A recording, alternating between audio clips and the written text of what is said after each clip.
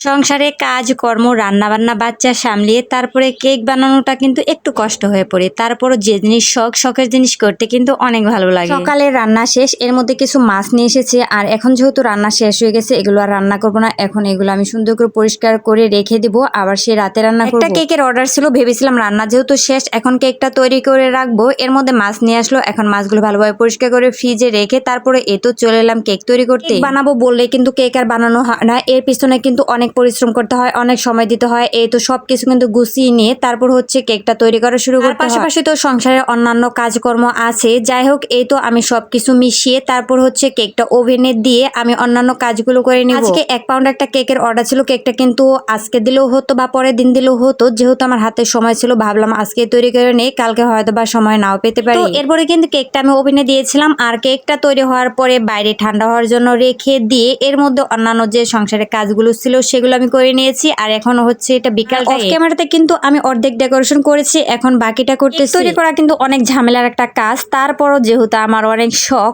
আর এই জন্য কিন্তু কেক তৈরি করতে আমার ভালোই লাগে, তেমন বোরিং লাগে না, একটুও খারাপ লাগে না, কিন্তু মাঝে মাঝে ঝামেলা লাগে যেহেতু 2টা সন্তান আছে, তাদেরকে সামলিয়ে তারপরে কেক তৈরি করাটা কিন্তু একটু কষ্ট হয়ে পড়ে। যে কাজটা করতে আমি মন থেকে ভালোবাসি সেই কাজটা করতে কিন্তু আমার একদমই কষ্ট হয় না, কোনো খারাপ লাগে না। আর এই তো দেখেন আজকে কেকটা কেমন হয়েছে অবশ্যই কিন্তু জানাবেন। কেকটা কিন্তু আমি একদম সিম্পল একটা ডিজাইন করতে চেয়েছিলাম, আগেরটা অনেক সুন্দর ছিল, তারপরে এই ডিজাইনটা করাতে আমার কাছে যেন কেমন একটু ঝামেলা লাগতেছিল, একটু বেশি হিবিজিবি লাগতেছিল। তারপরে কি আর করব, করে যেহেতু ফেলেছি, যদি সাইডের ফুলগুলো উঠাতে যাই তাহলে কিন্তু আরেকটু সময় নষ্ট হবে। আর যাই হোক এই জন্য আর করলাম না, যেভাবে করেছি ওইভাবেই থাকবে। আর যারা কেক নিয়েছে তাদের কাছে কিন্তু তারপরেও কেকটা অনেক পছন্দ হয়েছে, অনেক সুন্দর হয়েছে। সন্ধ্যার একটু আগ মুহূর্ত কেক বানানো শেষ, আর কেক বানানোর পরে দেখতেই তো পারলেন কতগুলো থাল বাটি হচ্ছে নষ্ট হয়েছে, সেগুলো আমি সুন্দর করে পরিষ্কার করে এরপরে চলে এলাম ছেলের জন্য আম কাটতে। এরপর হচ্ছে রাতে রান্নাটা করে নেবো। আম কাটার পরে ভাবলাম এখন আমি সবজিটা কেটে নিয়ে আজকে রান্না করব লাউ। এত বড় একটা লাউ এনেছিল, সেই লাউয়ের অর্ধেকটা আজকে রান্না করব। সকালে যখন মাছ এনেছে মাছের সাথে কিন্তু লাউ এনেছে, তার সাথে আরো কয়েকটা সবজি এনেছিল, যাই হোক সেগুলো কিন্তু শেয়ার করা হয়নি। ভাবলাম যেহেতু আজকে টাটকা মাছ টাটকা সবজি রান্না করলে কিন্তু ভালো হবে। লাউ এমন একটা সবজি যেদিন আনা হয় ওই দিন রান্না করলেই মজা হয়, তারপর কিন্তু লাউটা একদম সোডা হয়ে যায়, খেতে একদম ভালো লাগে না। আজকে লাউটা কিন্তু অনেক বড় সাইজের ছিল, অর্ধেকটা রান্না করছি, তারপরেও কিন্তু অনেকটুকু তরকারি হয়েছে। আমার কাছে কিন্তু ছোট সাইজের লাউগুলো বেশি পছন্দ,